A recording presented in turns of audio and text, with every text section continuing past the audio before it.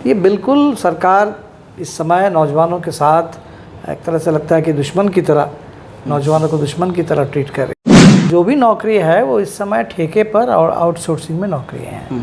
तो नौजवानों के सामने जो बड़ा सवाल है वो है कि सुरक्षित रोज़गार हो।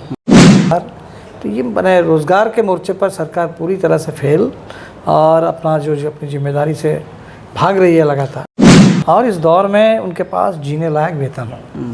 तो इस सुरक्षित रोज़गार और सम्मानजनक जीने लायक वेतन, इसकी बात ना करके आप इधर उधर की जो बातें करते हैं कि बराबर जो है भाजपा जदयू के तमाम जो नेता हैं, चाहे वह सम्राट चौधरी हो, दिलीप जायसवाल हो, संजय जायसवाल हो या मंगल पांडे हो, तमाम लोगों पर प्रहार कर रहे हैं।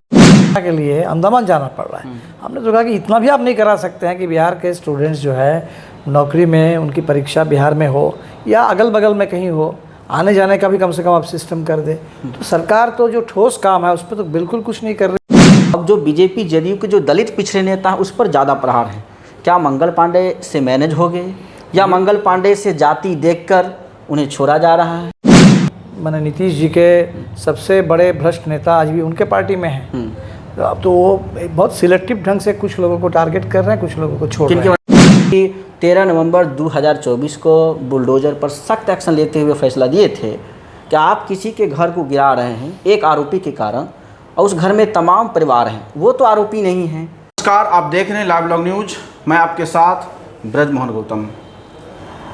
आज पूरे देश में खास करके बिहार का विधानसभा चुनाव बहुत नज़दीक आ चुका है। इस चुनाव के कड़ी में हर पार्टी अपने अपने हिसाब से वादे और लुभावने प्रलोभन वादे कर रहे हैं। इसी कड़ी में हमारे साथ CPI-ML के राष्ट्रीय अध्यक्ष कॉमरेड दीपांकर भट्टाचार्य जी हैं। आज बातचीत करेंगे ये तमाम घटनाओं पर। सबसे पहले मेरे चैनल में आपको स्वागत है। नमस्कार। प्रधानमंत्री मोदी जी दिल्ली के विज्ञान भवन से जनता को संबोधन कर रहे थे अपने IT सेक्टर में लोगों को रोज़गार के प्रति।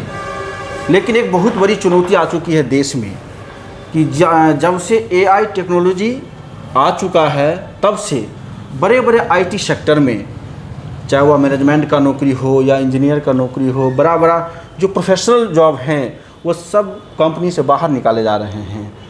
तो प्रधानमंत्री जी उस पर फोकस नहीं करके वो ITI के जॉब के बारे में बड़ी संवेदना व्यक्त कर रहे थे कि ITI जॉब भी एक अच्छा जॉब है, इनको प्रतिष्ठा मिलना चाहिए। आप इनको किस नज़रिए से देख रहे हैं? आपने ठीक कहा, अभी इस समय ले ऑफ चल रहा है बहुत बड़े पैमाने पर। तो आप IT सेक्टर की बात करें या पूरे देश में एक्सपोर्ट इंडस्ट्री की बात करें, जब से टैरिफ लगा है अमेरिका में तो भारत के पूरे जो एक्सपोर्ट ओरिएंटेड इंडस्ट्री है जहां लोगों को रोज़गार मिलता था, तो हर जगह रोज़गार में भारी गिरावट आई है। कंपनी से निकाले जा रहे हैं, कंपनी से निकाले जा रहे हैं, संगठित क्षेत्र में, असंगठित में, हर जगह। और जो भी नौकरी है वो इस समय ठेके पर और आउटसोर्सिंग में नौकरी हैं। तो नौजवानों के सामने जो बड़ा सवाल है वो है कि सुरक्षित रोज़गार हो और इस दौर में उनके पास जीने लायक वेतन हो। तो इस सुरक्षित रोज़गार और सम्मानजनक जीने लायक वेतन, इसकी बात ना करके आप इधर उधर की जो बातें करते हैं कि इससे हो जाएगा उससे हो जाएगा, तो मेरे ख्याल से वो लोगों को पता है कि अभी तक तो सरकार ने ही काम किया है। जहाँ सुरक्षित नौकरी थी, अब जैसे सेना में कम से कम 20 साल के लिए, 25 साल के लिए लोगों को काम मिल जाता था, पेंशन की गारंटी थी, वहाँ आपने अग्निवीर कर दिया।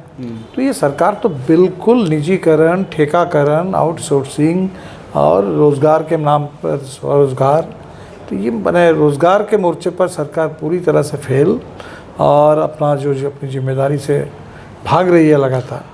बिहार में मुख्यमंत्री नीतीश कुमार जी जिस प्रकार बता रहे हैं कि हम 50 लाख लोगों को रोज़गार और नौकरी सहित दिए हैं, उसी कड़ी में अभी जो घोषणा हुई है उस घोषणा के मद्देनज़र देखते हुए कि जितने भी ग्रेजुएट कर चुके हैं उन्हें पर महीना 1000 भत्ता दिया जाएगा। जो ITI किए हुए हैं तो उन्हें 5000, जो KYP किए हुए हैं उन्हें 4000, ये भत्ता देने का ऐलान हो रहा है। क्या भत्ता देने से उन्हें रोज़गार मिल जाएगा? बिल्कुल बिल्कुल नहीं। हमें लगता है कि देखिए भत्ता भी और वो भी 1000, इसका कोई मतलब नहीं है। ये तो लंबे समय से देखिए लोगों की मांग थी कि आप जैसे परीक्षा, आप देखिए कि बिहार के लड़कों का भी आपने सुना कि उनकी परीक्षा हो रही है अंडमान में, परीक्षा के लिए अंडमान जाना पड़ रहा है। हमने तो कहा कि इतना भी आप नहीं करा सकते हैं कि बिहार के स्टूडेंट्स जो है नौकरी में उनकी परीक्षा बिहार में हो या अगल बगल में कहीं हो, आने जाने का भी कम से कम आप सिस्टम कर दे। तो सरकार तो जो ठोस काम है उस पर तो बिल्कुल कुछ नहीं कर रही है। और अभी आप 1000 का भत्ता, उसका क्या मतलब है? ये बिल्कुल सरकार इस समय नौजवानों के साथ एक तरह से लगता है कि दुश्मन की तरह, नौजवानों को दुश्मन की तरह ट्रीट कर रही है। क्या कहेंगे कि अभी बिहार में भ्रष्टाचार का पुरजोर तरीके से खेला जा रहा है। प्रशांत किशोर जी जनसुराज पार्टी के सूत्रधार हैं, वो बराबर जो है भाजपा जेडीयू के तमाम जो नेता हैं, चाहे वह सम्राट चौधरी हो, दिलीप जायसवाल हो, संजय जायसवाल हो या मंगल पांडे हो, तमाम लोगों पर प्रहार कर रहे हैं। लेकिन अब हमें जो समझ में आ रहा है कि मंगल पांडे को अब छोड़ चुके हैं, अब जो बीजेपी जेडीयू के जो दलित पिछड़े नेता हैं उस पर ज़्यादा प्रहार हैं। क्या मंगल पांडे से मैनेज हो गए या मंगल पांडे से जाति देखकर उन्हें छोड़ा जा रहा है? ये सवाल तो उठने लगा है कि भाई आप किनको कर रहे हैं और किनको नहीं। उनकी अपनी पार्टी में ही माने नीतीश जी के सबसे बड़े भ्रष्ट नेता आज भी उनके पार्टी में हैं। तो अब तो वो बहुत सिलेक्टिव ढंग से कुछ लोगों को टारगेट कर रहे हैं, कुछ लोगों को छोड़ रहे हैं। किनके बारे में बताया जाने, थोड़ा बता दीजिए नाम भी। वो लोग बिल्कुल जानते हैं। एक एक्ट चलता था, कौन सा एक्ट? हाँ, तो बिल्कुल आरसीपी जब वहाँ है। हाँ। अभी देखिए यहाँ फेक न्यूज़ फैलाने वाले जो मनीष कश्यप थे उनके बारे में भी सुनते हैं। तो वो खुद भी तो ऐसे लोगों को अपने पार्टी में इकट्ठा कर रहे हैं और सिलेक्टिव ढंग से कुछ लोगों के बारे में बोल रहे हैं। लेकिन खैर हमें जो लगा कि देखिए बिहार में भ्रष्टाचार जो है ना अलग अलग लेवल पर है। एक तो संस्थागत भ्रष्टाचार है, बिना रिश्वत कोई काम नहीं होता है। और सरकार को भी लग रहा है कि अब रिश्वत देकर हम भी वोट ले लें, जनता को भी थोड़ा बहुत रिश्वत ही दे दे, घूस दे दे। दूसरा है कि सीएजी ने कहा कि 70,000 करोड़ का हिसाब नहीं है। और प्रशांत किशोर मान लीजिए कुछ जो आरोप लगा रहे हैं, नहीं, जिस प्रकार हमलावर थे नहीं काफ़ी गंभीर, मंगल पांडे को छोड़कर बिल्कुल वो एक बात है, वो एक बात है कि कुछ लोगों को लग रहा है कि आप छोड़ रहे हैं, कुछ लोगों को टारगेट कर रहे हैं, वो अब अलग एक बात है। जिनको टारगेट भी कर रहे हैं फिलहाल गंभीर आरोप है, लेकिन इस पर नीतीश जी भी खामोश है। हमें लगता है कि एक सवाल और उठना चाहिए जी। प्रशांत किशोर जी खुद जो अपने बारे में बोल रहे हैं, 241 करोड़ पिछले 3 साल की कमाई बता रहे हैं। बिल्कुल। और वो कमाई का स्रोत बता रहे हैं कि जिन पार्टियों को और जिन कंपनियों को उन्होंने सलाह दी है उसके एवज में उनको पैसे मिले हैं। इसके बारे में खुलासा करना चाहिए। तो बता रहे 2 घंटा में हमें 11 करोड़ देता है। कौन सी कंपनी है, किस कंपनी को कैसी सलाह आप देते हैं जिसके एवज में आपको इतने पैसे मिलते हैं, किस पार्टी को आप देते हैं? इसीलिए मुझे लगता है कि वो कोई भी सरकारी संस्था ऐसा नहीं है जो 2 घंटा में सलाह में बिल्कुल इसीलिए हम कह रहे हैं कि वो जो बोल रहे हैं उस पर तो अगर खुलासा नहीं करेंगे खुद अपने बारे में, जब आपने कहा वो उनको लग रहा है कि हमने कह दिया कि हम जीएसटी भरते हैं और हम मैंने इनकम टैक्स देते हैं तो बात खत्म। जीएसटी और इनकम टैक्स से बात खत्म नहीं होती। आपको कहाँ से वो पैसे आपके पास आ रहे हैं उसके बारे में भी आपको बताना पड़ेगा। तो हमें लगता है कि बिहार तो अब ये भी जानना चाहते हैं प्रशांत किशोर से, उनको बताना होगा। लेकिन 3 साल की कमाई तो बता रहे हैं, 3 साल से पहले जो हर राज्य में चुनाव जितवा रहे थे उसका कमाई भी तो बताए नहीं। तो खैर अब पहले तो 3 साल का ही खुलासा कर दे, 3 साल का ही खुलासा कर दे कि कहाँ से इतने पैसे आए, किन पार्टियों से आए और किन कंपनियों से आए। देश के सीजीआई, सुप्रीम कोर्ट के सीजीआई गवई साहब जब मॉरिशस की धरती पर जाते हैं तो वहाँ से तल्ख टिप्पणी करते हैं और कहते हैं कि बुलडोज़र नीति देश का कानून नीति नहीं है। इससे पहले भी 13 नवंबर 2024 को बुलडोज़र पर सख्त एक्शन लेते हुए फैसला दिए थे कि आप किसी के घर को गिरा रहे हैं एक आरोपी के कारण और उस घर में तमाम परिवार हैं, वो तो आरोपी नहीं हैं, फिर उनको आप सज़ा एक के चलते क्यों दे रहे हैं? लेकिन फिर से मॉरिशस की धरती से सीजीआई साहब तल्ख टिप्पणी दे रहे हैं या देश संविधान से चलेगा। लेकिन बार बार ये टिप्पणी होने के बावजूद भी बीजेपी के सांसद उसे सही बताने में लगे हुए हैं। संसद साहब बोल रहे हैं कि टेढ़े आदमी को सही करने के लिए ये बुलडोजर सही नीति है। बिल्कुल, हमें लगता है कि ये कानून तो देश में लागू करना है। विदेशों में आप जितना भी प्रचार कर दीजिए उससे बात बनेगी नहीं। तो देश में जो बुलडोजर राज चल रहा है और अभी बिहार में भी बीजेपी का ही दावा है कि हमारी सरकार बनेगी तो यहाँ भी हम बुलडोजर राज लागू करेंगे। तो हमें लगता है कि इस पर सख्ती से रोक लगाना ज़रूरी है। जो भी बुलडोजर राज का वकालत करते हैं उनके ऊपर कार्रवाई होनी चाहिए।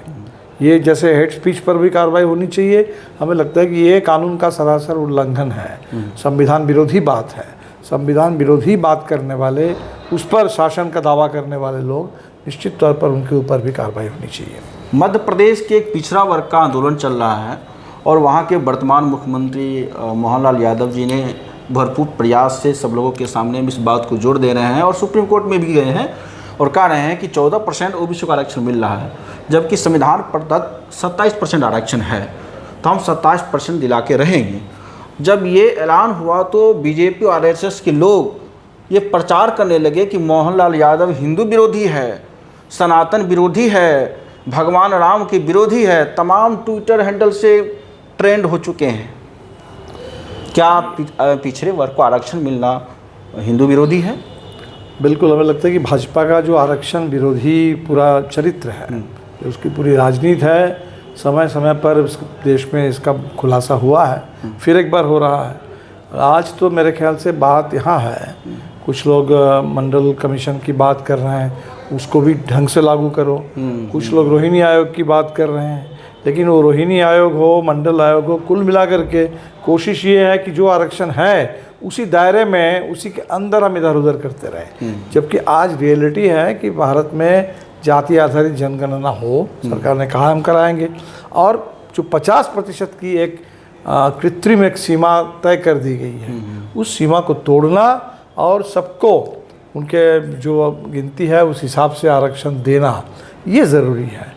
तो आप जिस प्रकार आरक्षण की सीमा बोले 50%, हाँ, वो तो टूट चुका है। 10% EWS आया। बिल्कुल बिल्कुल, इसीलिए तो सरकार ने खुद ही उसको तोड़ा है। सरकार ने खुद जब तोड़ा है तो बिहार से जो प्रस्ताव आया था कि 65% आरक्षण, तो हमें तो लगता है कि पूरे देश के पैमाने पर आरक्षण में सीमा तोड़ना और इसको 9th शेड्यूल में डालना, ये इम्पॉर्टेंट बात है। और हमें लगता है कि इससे ध्यान भटकाने के लिए बीजेपी वाले कुछ इधर उधर की बात करके लोगों को फंसाना चाहते हैं। लड़ना होगा पूरे देश में जाति आधारित जनगणना और समुचित आरक्षण के लिए। एक आखिरी क्वेश्चन है, बिहार के मद्देनजर देखते हुए कि 2020 से 25 माननीय मुख्यमंत्री नीतीश कुमार ने जो वादा किए रोज़गार के मुद्दा पर, वो बैठ के गिना रहे थे, लेकिन 2020 से पहले क्या रोज़गार लाए, कौन सा विकास किए, वो नहीं बताए। 20 से 25 वाला भी नहीं बता सकते। 20 से 25 में भी अभी आप देख लीजिए, आप रोज़गार की बात कर रहे हैं, अभी पुलिस की जो भर्ती निकली है 1800 पोस्ट है, 16% आरक्षण के हिसाब से दलितों के लिए 288 सीट होती है, वहाँ आप दे रहे हैं 210, 78 सीट की चोरी है। तो उस चोरी का भी तो जवाब देना होगा। आप रोज़गार क्या गिनाएंगे? तो रोज़गार के अंदर अगर आरक्षण की चोरी है, रोज़गार के नाम पर अगर आउटसोर्सिंग है, अभी जो हमारे डिग्री डिप्लोमा वाले इंजीनियर सब लड़ रहे थे कि जो भूमि सर्वे में ज़मीन नापने का काम करते थे, और जब उन्होंने कहा कि हमारी नौकरी पक्की हो, 8000 नौजवानों को नौकरी से बर्खास्त कर दिया गया। तो रोज़गार आप दे कहाँ रहा है? आप तो चुनाव से पहले लोगों को सही हक मांगने पर बर्खास्त कर रहे हैं। तो रोज़गार कम, बर्खास्तगी ज़्यादा। इस बिहार के अंदर सुरक्षित रोज़गार तो नहीं के बराबर, आउटसोर्सिंग और उसके अंदर भी आरक्षण की चोरी, ये है सच्चाई। आखिर क्या कहना चाहेंगे बिहार वासियों को, जो चुनाव बहुत सर पर है? बिल्कुल, इस बार का चुनाव देखिए सरकार को बदलने वाला चुनाव है। लोग मुद्दे कहते हैं कि मुद्दे तो बहुत सारे हैं, सभी मुद्दों का निचोड़ ये है कि अब बहुत हो गया है, अब इस सरकार को विदाई देने का समय आ गया है। नई सरकार बने, बदलो सरकार बदलो बिहार, ये जो नारा है इसको साकार करने का समय आ गया है। तो इस प्रकार आपने देखा कि खास करके जो बिहार में कहीं न कहीं पैसे के बल पर जनबल को खरीदने की कोशिश है। हमारे साथ कॉमरेड दीपांकर भट्टाचार्य जी ने हर बात पर बेबाक जवाब दिया और उन्होंने बताया कि बदलो सरकार बदलो बिहार, ये तमाम चीज़ हैं। आपका क्या कहना? लाइक कमेंट शेयर कीजिए। आप देख रहे थे लाइव लॉन्ग न्यूज़। मैं आपके साथ ब्रजमोहन गौतम, धन्यवाद।